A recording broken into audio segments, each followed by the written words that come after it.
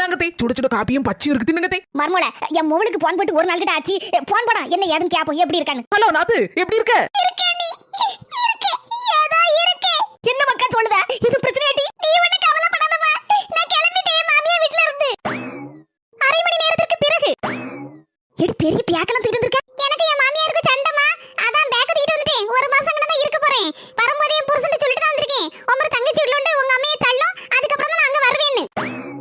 என்ன மர்மோல பேந்த பேந்த முடிச்சிட்டு இருக்க? உனக்கு எனக்கு இப்பதான் கொஞ்சம் முன்னால சண்டை. எவ்வளவு பேக்க எடுத்து வச்சிருக்கோம் அது தூக்கிட்டு வா. சண்டையா? கொஞ்சம் முன்னால கூட நல்லதானே இருந்தாவோ. ஆமா, உங்க பேக்க நான் தூக்கி கொண்டு தாரேன். எனக்கு வேற சுவாலி இல்ல. கொஞ்சம் முன்னாலதான் எனக்கு உங்க அண்ணி கறிக்கும் சண்டை. அதான் நான் பேக்க தூக்கி எங்கயாவது போலாம்னு நினைச்சிட்டு இருக்கேன். என்ன நீ இப்படி எங்க அம்மையை வீட்டை விட்டு விரட்ட அளவுக்கு சண்டை போடுதியா? உனக்கு வந்த ரத்தம் எங்களுக்கு வந்த தக்காளி சட்னியா? நீ மட்டும் உன் மாமியா கறியை வெளியே வரட்டி விடுவ, நான் மட்டும் வரட்டி விட கூடாதாக்கோ. அதான் வரட்டி விட்டுட்டேன். உங்க அம்மா எங்கேயாவது ஒளியட்டும்.